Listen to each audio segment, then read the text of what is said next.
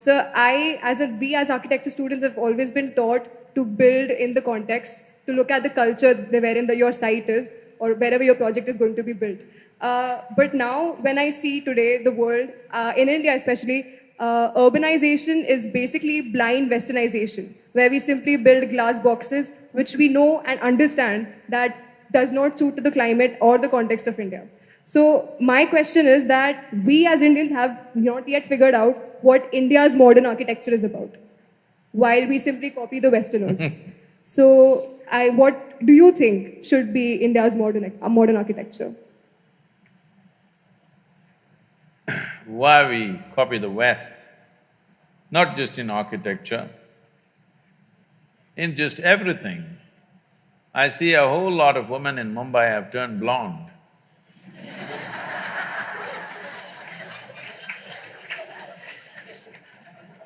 I have no problem if your hair turns blue or green or purple or red, but blonde.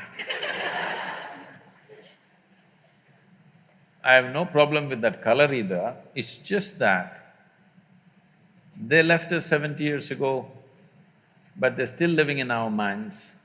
At least as a generation, we must stay away from that. When you're completely away, then you can make your hair color whatever the hell you want, but not an imitation of somebody, isn't it? You can make it whatever color you want. You want to paint 7 colors in your hair, please do it, I have no issue about that. But you shouldn't be doing it because some color is superior to your color. That's apartheid, isn't it? Unfortunately, when I see even in United States, a whole lot of African American people have blonde hair these days. All this fight about civil liberties, here it is in the form of hair.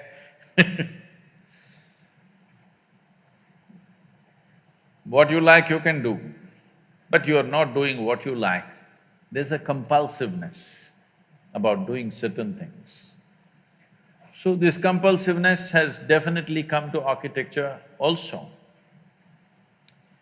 I'm glad to see that at least in this school, of the many universities that I've been to, this is the first one, they're able to sit on the floor.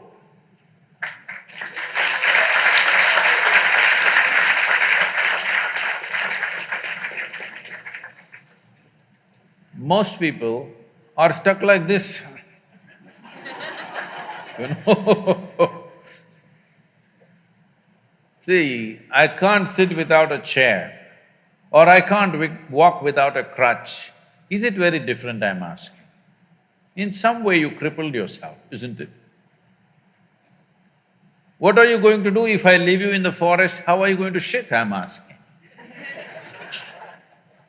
Yes? Because people think there is some kind of fashion in crippling yourself. So this has gone into every aspect of our life and architecture. What to say of… See, if you look back at ancient India, what aesthetics! I'm sure you're all students of… many of you are students of architecture, or even if you're an artist, you notice many things. This is my problem. When I look at something, even if it's little off, even if it's minutely off, my eye doesn't miss it. So all the time everything bothers me little things which are off, geometrically off. Because my experience of life is largely geometric. For me, colors, textures, everything comes later. For me, something is geometrically right is very, very important. Because this is the essence of creation. In the physical world, the most important aspect is geometric perfection. The planets are going around the sun for quite some time, not held together by a steel cable or something. Geometric perfection is keeping it going, isn't it? If the geometry goes off of this solar system, that's the end of it. It'll all fly into oblivion. So geometry is very important. In the yogic sciences, The entire yogic sciences on the physical level is just about aligning your geometry, your individual geometry, to the cosmic geometry so that at some point there is no difference between you and the cosmos. You experience everything as yourself simply because you have attained to a certain level of geometric perfection. It's not just in the body, in your physiological structure, yes, but in your chemical structure, in your energy structure, you get your geometry aligned with the larger geometry so that you and that larger phenomena feels just the same because they're properly aligned. A machine, let's say an engine, let's say a car engine, if we say it is well engineered, essentially we are saying it's geometrically perfect. Yes or no? It is geometrically so perfect, there is least amount of friction. The same goes for this. If it is geometrically perfect, there is least amount of friction. If there is least amount of friction, there is very little wear and tear in terms of life. So architecture is dwellings and usable buildings that we build. In some way, they must find their place with the rest of the creation. I think we've lost this completely simply because we got certain liberty with material. Once steel and concrete came, we thought we can build like this, we can build like this, we can build like this, whichever way we want because of the strength of the material. Doing things with just sheer force is all right sometimes for utility. But if you do everything like that, your life will become ugly. Not only the building, your life will become ugly because you're doing things with force. Life is beautiful when we can do things with minimum force and maximum impact. Yes or no? Anything that we do it with minimum force but with maximum impact, then life feels aesthetic and beautiful. If you exert maximum force for minimum impact, that's a crude way to live. So our architecture has taken to this mode simply because we found material where the strength of the material is such, we can do absurd shapes and still make them stand. Something which has no right to stand up geometrically is standing up simply because of the strength of the material. If we withdraw from that excitement of finding new material to more sensible geometry in the world, well, you will see world will feel much better. People will be much healthier physically and mentally if they live in such buildings. There'll be many other benefits. Above all, you will cause minimum disturbance to everything around you. So, when we started designing buildings, now everybody is in appreciation and in agreement, but when I first started talking about it, our own people who are around me, they look at me like this, and once I turn back, they roll their eyes at each other, is he gone crazy? It's not that I have a rear view mirror, they don't understand this. But it took a lot of talking and talking and talking and talking endlessly to make them understand that it'll work.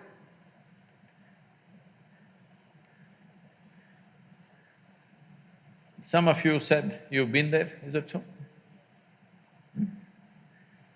So, today all the utility buildings, other things that are being built in many different ways. But fundamentally, anything concerned with the spiritual process in the temple that was built there, mainly they're standing because of geometric perfection, not because of the strength of the material. For example, the dome, it's the largest elliptical dome of its sort, 72 feet in diameter. It's not semicircular, it's elliptical like this. And there is no cement, there is no concrete, there's no steel. The simple technology is all the bricks are trying to come down at the same time. but they cannot come down. It's just like if 10 of you try to go through the door at once, you cannot go unless one person has some courtesy and they step back. It's my confidence in the bricks that they don't have courtesy, none of them will ever step back. So they stood there. The force of gravity, which is supposed to bring it down, held it up. See, right now this building, any flat roof for that matter, right now there is a fight going on between this structure and the gravity, going on. Right now going on or not? It is going on. One day somebody will win. Who do you think will win? Gravity will win, for sure. But we built buildings in such a way, because of gravity, it is staying up. It is not something, if you observe things in nature, it's all… a whole lot of things are built like this. So, we never used any steel, just brick, soil, sometimes a percentage of lime, that's about it. And the feel of these buildings is very different because there is no tension in the building, there's no stress happening all the time. So I keep joking, see, the building itself is meditating, at least you'll better learn something. The buildings are meditative because there's no stress in them. They're using the forces which are trying to pull them down as the force to stay up. This is something every human being should learn. What are the forces which try to bring us down? That is what you must use to go up. In a way, if you know something about aerodynamics, you would know aerodynamics is not against gravity. It is just using gravity to take off in a certain way. An airplane with the right kind of wings is not necessarily against gravity. But a rocket is against gravity. It's just the kind of thrust it has is like a forceful way of getting away. But an airplane is not made like that. Simply, it's carrying tons and tons, you know. It doesn't matter how many times you have seen an airplane land and take off, you can still go on watching because there is something amazing about it that some 120 tons simply takes off and flies. If it is…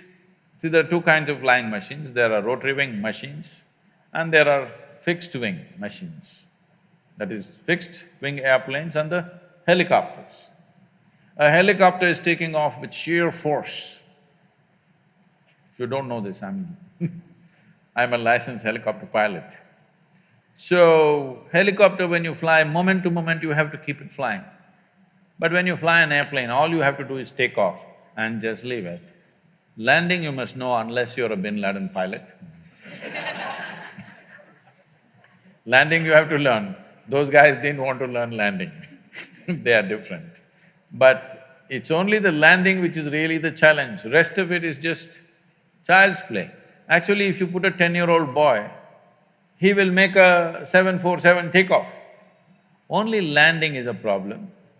But landing today, machines are doing better than human beings.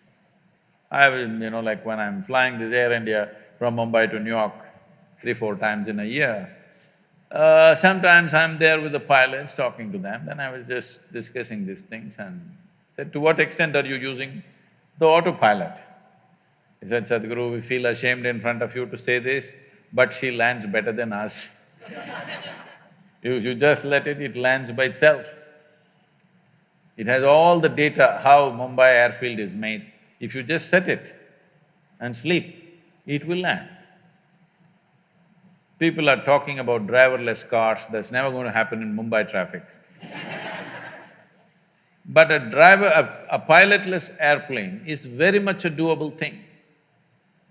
It's only people's fear you have to manage, that the airplane is flying without a pilot, you have to manage the passengers. That's the only problem. Otherwise, it's very easy to make a pilotless airplane. Lot of pilots are sleeping. Now there, by law, if the flight is more than some 4 hours or so, a pilot can sleep for 40 minutes or 50 minutes, something. There is a law now that they can actually officially sleep. Because it's a big sky, it's not going to hit anything. Why I'm saying this is, the same goes for buildings. You can make the building either come up like with some exuberance, or it's standing like a depressed person. This is something… suppose you see a building like a human being, do you want to look at their face or you want to avoid their face? That's how a building should be. If you look at their face, you must feel joy. How… essentially, it's a geometric manipulation. How geometrically perfect it is will give that much sense of completeness to people when they visually see it, because the human eye is one eye on the planet which catches the maximum amount of detail. Because it catches so much detail, most important part of any physical structure is geometry. And some people can consciously catch it, others unconsciously react to it. They like it or they don't like it, that's all they know. But some people can consciously see, okay, this is the reason why it feels like this. So when it comes to architecture, it should not be in terms of European, Indian, this, that. These styles are established at a time when materials were limited, all right? The material available was so limited in those regions, accordingly they structured it, and most of the time everybody copied one architect in that area and that became the culture. That need not be the future of Indian architecture, but India having a history of tremendous aesthetics, and if you go to the ancient temples, you must come to the south because North India, most of the temples, the ancient temples are all gone. The new ones that they have built is all put up in a hurry. When they got a chance, they put it up like, you know, how they put up Ramlala suddenly in 2 days, like that. But if you come to the south and see, one amazing thing you will see is their sense of geometry, unbelievable. How they arrived at this sense of geometry, 1,000 years ago, 2,000 years ago, absolute geometric sense in their mind. Well, you have seen the Kailash, I'm sure, at Ellora, the Kailash temple. You have seen Belur Halebeedu, have you? The Karnataka temples? Oh, it's a must-see. It's just a must-see for any human being, especially those of you who are in architecture, art, whatever you are into. Some aesthetics you are into means this is something you must see. It's more than seeing those sculptures, you must look into the minds of people who did this. If you want to look into their minds, you must withdraw yourself into that time zone. It's over 1,000 years ago, when there were no cranes, when there were no machines, when there were no trucks, when there were no any kind of mechanical things, all by hand. Why would somebody endeavor to do something so phenomenal and so almost superhuman in terms of engineering and the physical difficulty of lifting these huge rocks and doing this carving business? Why would anybody do that? What kind of passion should be firing those people to do this is unbelievable. If you see the Tanjavur temple, have you seen? This Gopuram weighs, I think, what, 180 tons, huh? 180, is it? Does anybody know? I think somewhere in that range, over 120 tons for sure. And it is at a height of 160 feet. They put a ramp of 10 miles, a mud ramp, and they brought this single piece of stone, 160 feet high above, and made a gopuram out of it. Exquisitely carved. Well, in Karnataka, what they carved is soapstone. In Tamil Nadu, Tamil people are crazy. They carved granite into very fine structures, which is far more difficult than carving soapstone. And they put it up there. What is it that's firing these human beings? Before you take up any project, you must visit this and see what kind of human beings are these, just for aesthetics, you understand? Not for livelihood. It's not a factory shed we're building, just for aesthetics. They were willing to invest their lives absolutely, everything they got. I think we need that culture back if we want to create a beautiful India, very important.